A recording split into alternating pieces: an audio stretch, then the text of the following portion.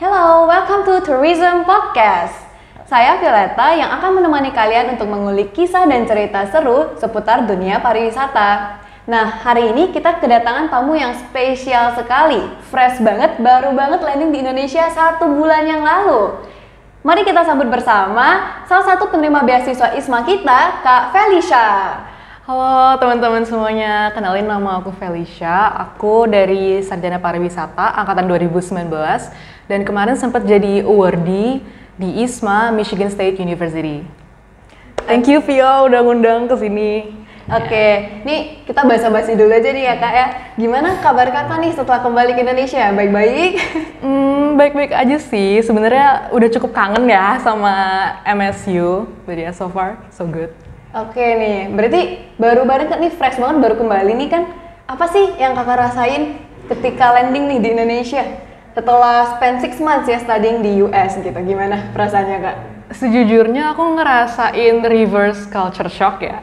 Kayak menurut aku adapting back ke kehidupan di Indonesia itu jauh lebih susah daripada pas aku baru nyampe di US. Kayak aku mesti nyesuaiin lagi sama kebiasaan-kebiasaan aku pas di Indo. Terus ya menurut aku susah aja sih waktu itu. Kayak di sana kan semuanya serba cepet ya dan orang-orang juga lebih individualistis. Sedangkan di sini orang-orang tuh kolektif banget, apa-apa harus bareng-bareng dan pace hidupnya juga cenderung lebih lambat gitu ibaratnya. Terus ya aku agak susah sih menyesuaikan itu. Terus cara berpakaian juga sama cara sosialisasi sama teman-teman juga beda gitu. Oke, jadi banyak banget nih sebenarnya perbedaannya antara Indo dan US sendiri gitu yang bisa Kakak rasain selama menerima ISMA ini gitu. Nah, membahas soal ISMA ini, Kakak kan ngambilnya di Michigan University ya? Michigan State. Oh, Michigan State University. Ada nggak sih pengalaman yang tak terlupakan selama Kakak di sana? Sejujurnya selama aku di sana tuh semuanya memorable banget sih. Tapi kalau bisa dipilih, pengalaman aku pas traveling ke Utah. Jadi aku sama teman-teman ISMA awardee lainnya, kita memang dari awal udah nabung nih, kita udah punya goals. Mau nggak kita traveling, kita state hopping, jadi kita targetnya adalah 5 state di US, di luar dari Michigan. Makanya kita nabung, terus capek sih kita ke New York, abis itu ke LA juga, ke Arizona, Nevada, terus ke Utah juga. Dan yang paling memorable dari semuanya menurut aku yang di Utah itu sih, soalnya apa ya, beda banget nih pemandangannya sama yang kita biasa lihat di Indonesia. Dan kita kemarin ke Zion, dan Zion tuh cantik banget, kayak banyak banget kayak cliff yang warnanya merah-merah itu. Terus kita juga hiking di sana, hiking di Angel's Landing, itu kayak salah satu tempat hiking paling dangerous di sana. Dan pokoknya seru banget, itu memorable banget. Wah, seru banget ya. Jadi selain belajar di universitas lain, Kakak juga dapat kesempatan untuk traveling nih ya sama teman-teman lain. Wah, seru banget nih. Nah, sebenarnya dalam mengikuti program ISMA ini tuh apa aja sih yang Kakak dapetin? Tentunya ilmu ya. Aku dapat perspektif baru juga dari belajar di Michigan State. Tapi di luar dari akademik itu sendiri, aku ada ngerasa satu hal yang aku dapetin banget tapi nggak gitu banyak dibahas sama orang, yaitu adalah networking. Dengan kita ikut ISMA, habis itu kita pergi ke US atau ke host university dimanapun, itu kan kita jadi kenalan sama orang-orang di sana, including professor sama mungkin, I don't know, your future boss mungkin. Jadi di sana tuh aku ngambil salah satu kelas hospitality business. Dan di College of Hospitality Business di MSU, itu aku sempat ikut career expo gitu, dan di sana aku ketemu banyak banget sama recruiter dari industri hospitality di sana, dan itu luas banget kan, including kayak lodging, abis itu ada juga casino, yacht, dan food and beverage juga banyak banget. Dan aku jadinya kenalan juga sama mereka, terus kayak tukeran kartu nama, dan intinya itu memperluas banget networking aku, especially di my own career path yang aku mau bangun di industri pariwisata, leisure, travel, and hospitality gitu. Wah, seru banget nih. Jadi selain dapat ilmunya, dapat juga networkingnya. Nah, ada nggak sih teman-teman Kakak nih yang kenalnya dari ISMA tuh? Sampai sekarang masih kontak-kontakan, masih best friend itu ada nggak sih?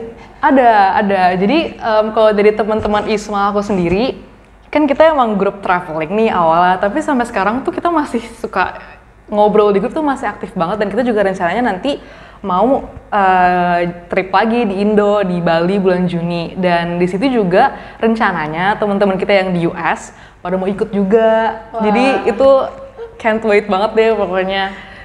Seru banget ya, jadi selain dapet temennya juga sekalian memperkenalkan Indonesia nih untuk Iya, teman-teman di bener-bener. US ya. Nah, kita ngulik lagi nih, kakaknya sendiri tuh apa sih alasan utama dan alasan pertama nih kakak memutuskan untuk oke, saya mau nih ikut program ISMA gitu. Awalnya sih karena aku pengen belajar. Jadi aku ngerasa di Udayana aku bisa belajar banyak, tapi ada beberapa aspek-aspek yang aku nggak bisa dapet di Udayana. Dan salah satu pilar dari program ISMA sendiri kan memang biar kita bisa belajar lebih luas daripada yang prodi kita pelajarin kan. Dan aku pengen banget gitu bisa belajar, memperluas wawasan aku lah ya. Biar yang aku tahu juga nggak cuma pariwisata doang, tapi aspek-aspek lain juga. Kayak tadi hospitality business contohnya. Nah, awalnya itu kan motivasinya pengen belajar di luar negeri, apalagi di US kan one of the best educational system gitu kan on earth. Tapi yang aku dapat malah jauh lebih banyak daripada itu. Kayak oke, aku dapat belajar banyak nih, dan aku juga di sana belajar selain hospitality aku belajar tentang social issues juga, terus belajar journalism juga. Tapi di luar itu aku juga belajar budaya mereka tuh kayak gimana sih, kenapa negara mereka bisa lebih maju daripada kita. Dan itu sih yang menurut aku penting banget karena kita dapat international exposure itu. Oke, dari kedengarannya aja udah seru banget nih ya. Jadi nih saatnya nih buat kakak nih, teman-teman kita, adik-adik kita itu masih banyak nih yang penasaran ISMA itu sebenarnya apa sih kak? Oke, jadi ISMA stands for Indonesian International Student Mobility Awards. Jadi dia adalah mobilitas internasional, programnya student exchange dari Kemendikbud sendiri. Ini dia tuh bagian dari MBKM ya, Merdeka Belajar Kampus Merdeka. Dan melalui ISMA ini kita bisa menempuh studi di PTLN, perguruan tinggi luar negeri yang udah masuk QS Top 100 juga ada. Dan di situ kita belajar 1 semester, itu juga fully funded gitu, singkatnya kayak gitu sih. Fully funded. Tuh, keywordnya tuh fully funded Fully guys, funded. jadi jangan pernah takut ya untuk coba ya kayak. Bener banget. Nah, tadi kakak udah singgung nih fully funded, jadi selain fully funded ke PTLN, itu apalagi sih benefit lain yang kakak dapetin dari program ISMA ini? Kayak yang tadi aku bilang, networking, terus dapat teman-teman baru juga, terus dapat pengalaman. Kita kan bisa belajar banyak banget tuh di sana. Dan menurut aku belajar juga emang nggak cuman textbook doang ya, kita bisa belajar dari banyak hal. Dan dari Dikti juga mereka mendukung banget untuk anak-anak ISMA melakukan eksplorasi. Salah satu bentuk eksplorasi kan kalau aku sama teman aku kita traveling. Dan dari situ juga aku belajar banyak banget dengan kita ngelihat, oh kalau di LA kayak begini nih sistemnya, kalau di New York kayak begini. Dan itu benar-benar membuka wawasan banget sih sama isu-isu yang sebenarnya terjadi gitu di dunia, di luar Indonesia juga. Oke, kakak Feliciani udah sharing nih apa aja sih benefit mengikuti program ISMA. Selanjutnya nih, first step-nya banget, apa sih kak yang perlu dipersiapkan teman-teman kita nih yang tertarik mengikuti program ISMA? Oke, untuk teman-teman semuanya yang mau ikut program ISMA, jadi tahap seleksi ISMA itu yang secara nasional ada 2. Pertama seleksi berkas dulu, sama nanti harus interview. Nah untuk seleksi berkas, kalian tuh harus siapin CV, essay, academic transcript, sama surat rekomendasi dari International Office di kampus masing-masing. Jadi kalau di sini kalian bisa hubungin KUI di Udayana. Nah itu kan harus siapin. Sama English Proficiency Test, lupa satu lagi. Dan EPT ini kalian bisa ngambil TOEFL, IELTS, atau Duolingo. Tapi dicek lagi ya di kampus host uni yang kalian mau daftarin nerimanya apa dan minimum skornya berapa. Nah, terus kalau misalkan udah kalian ajuin dan kalian lolos, nanti kalian akan dipanggil untuk interview. Interviewnya juga cuma 15 menit, and full in English juga, sama orang-orang dari Kemendikbudnya sendiri. Nah, untuk teman-teman nih yang mau daftar, mungkin masih semester 2 belum bisa daftar kan, tapi mau daftar tahun depan, kalau saran aku, dari sekarang kalian mulai latih bahasa Inggris kalian banget sih, karena itu akan menjadi faktor yang cukup penting untuk kalian diterima nanti, dan juga bangun CV kalian. Carilah pengalaman sebanyak-banyaknya, bikin kalian menjadi pribadi yang unggul, biar kalian bisa lolos seleksi. Gitu. Oke, tuh didengerin ya teman-teman, dari semester 2 udah boleh nih mulai prepare untuk program ISMA ini. Nah, kalau kakak sendiri nih ya, dari alur pendaftaran, seleksi, sampai keterima itu berapa lama sih kak? Sejujurnya aku tuh tahu ISMA itu hamin 10 hari closing registration gitu, pokoknya kayak cukup mepet. Jadi waktu itu aku lagi Zoom call sama teman aku, terus tiba-tiba dia bilang, ada nih beasiswa exchange, mau coba daftar nggak? Tapi close rate-nya bentar lagi minggu depan. Terus langsung kayak, yaudah coba kali ya. Dan itu juga besokannya aku langsung kayak, aduh apa ya yang belum punya, langsung aku minta surat rekomendasi ke Prodi, abis itu juga aku langsung beli Duolingo English testnya, biar bisa langsung keluar juga nilainya. Terus 2 hari berikutnya aku langsung tes, langsung nyiapin essay dan lain-lainnya. Jadi waktu itu aku memang cukup hustle banget sih daftar ISMA ini. Nah tapi kan teman-teman sekarang nih udah banyak nih informasi tentang ISMA, jadi bisa banget dipersiapin dari jauh-jauh hari, karena tentunya kedepannya competition-nya akan makin ketat ya. Pas aku daftar kemarin aja tuh pendaftarnya cuma 3.000 orang, dan itu aja menurut aku cukup ketat persaingannya. Tahun ini expected-nya katanya yang daftar akan 10.000 orang. Dan yang diterima juga kayaknya cuma tetap 1.000 atau mungkin 1.200 maksimal gitu. Jadi ya benar-benar dipersiapin gitu. Oke, jadi dapat disimpulin nih first step-nya itu harus cek dulu ya apa sih yang kita belum punya gitu ya, dan kita prepare gitu. Nah, kalau misalkan dalam pengumpulan berkasnya itu kalau nggak salah ada penulisan esai, bener nggak Kak? Bener ya? Nah, banyak nih dari teman-teman aku pribadi nih nanya nih ke Kakak, ada nggak sih tips and trick untuk menulis esainya biar lolos nih? Oke, kalau untuk esai sendiri, menurut aku tuh poinnya adalah di storytelling. Dan gimana caranya biar storytelling kalian bagus, kalian harus bisa framing essay kalian tuh biar dia concise and clear dan gak bertele-tele. Banyak yang udah ngirim essay ke aku, minta di proofread, minta di review, dan kebanyakan yang aku lihat itu mereka nulis essay itu terlalu bertele-tele. Jadi banyak informasi yang kayak sebenarnya nggak penting, tapi ada gitu di paragrafnya. Jadinya kan paragrafnya panjang, terus nggak nyampe gitu apa yang mau diadres sama writersnya. Dan itu biasanya tuh nanti isunya adalah TLDR, kayak too long don't read gitu kan jadinya. Jadi kalau bisa jangan panjang-panjang, keep it at 200 sampai 250 words, itu udah cukup banget deh untuk word count-nya. Nah terus kalau penulisannya, banyak yang nanya juga kayak essay nomor 1 kan discuss your past academic achievement. Terus banyak juga yang ngeluh ke aku, gimana ya Kak, nggak ada academic achievement nih, terus mesti nulis apa di situ. Kalian bisa nulis apa aja sebenarnya, itu nggak harus yang kayak menang lomba, ikut ini itu, nggak harus kok. Kayak kalian ambil aja satu pengalaman kalian selama kalian belajar, yang menurut kalian paling membanggakan, dan dielaborate kenapa itu membanggakan buat kalian. Kalian belajar apa, skill apa yang kalian pakai, manfaatnya untuk kalian sendiri itu apa, sama plan kalian dengan skill yang udah kalian dapat itu apa ke depannya.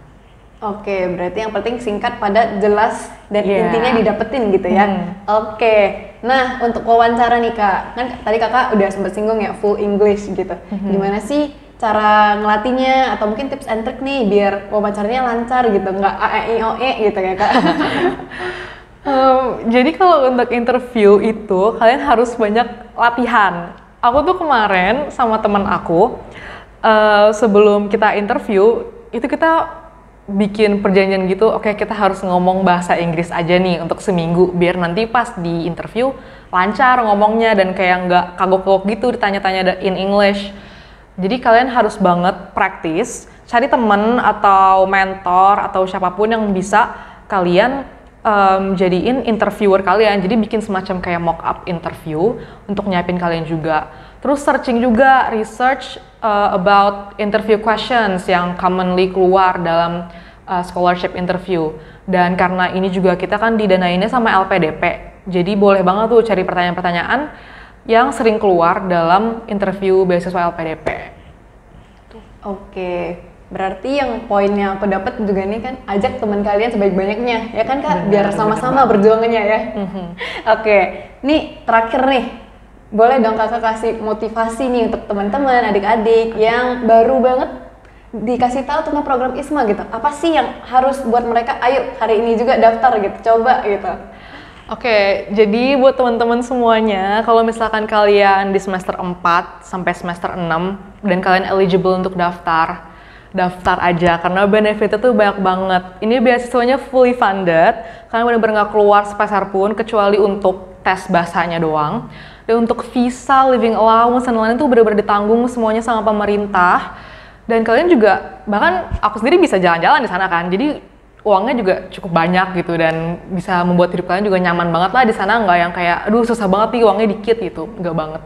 Terus aku juga belajar banyak banget di sana. Di luar akademik aku juga dapet temen dan belajar tentang culture di sana. Jadi pokoknya banyak banget deh benefitnya yang bisa kalian dapat dengan ikut beasiswa ini. So kalau misalkan kalian bisa daftar aja sekarang. Oke, it's a nothing to lose ya kak ya untuk daftarnya gitu. Oke, wah nggak kerasa udah panjang banget ya percakapan kita tentang program ISMA ini. Nah, to sums up our talks, jadi yang pertama itu teman-teman harus banget ngecek ya program ISMA itu apa. Kalian harus research banget, terus ngecek list nih apa aja berkas-berkas yang teman-teman udah punya dan belum punya, dipersiapkan dari sekarang. Untuk esainya kata Kak Feli itu yang penting singkat, jelas dan padat, intinya dapet deh pokoknya. Untuk wawancara, jangan lupa ngajak teman-teman kalian ikut dan latihan nih speak English gitu biar lancar selama wawancaranya. Aku yakin banget teman-teman semua pasti bisa lolos. Kalau Kak Feli aja bisa, masa kalian nggak bisa nih? Oke, harus banget berjuang dari sekarang. Wah, terima kasih banget untuk Kak Feli. Terima kasih untuk waktunya udah mau join di podcast kita hari ini. Semoga Kak Feli kedepannya lancar juga studinya, sukses terus. Oke, jadi sampai di sini aja podcast kita hari ini. Semoga podcast ini dapat memberikan pengetahuan baru dari ilmu juga informasi yang berguna untuk teman-teman semua. See you on next podcast dengan guest-guest lainnya yang menarik juga. Sampai jumpa. Bye.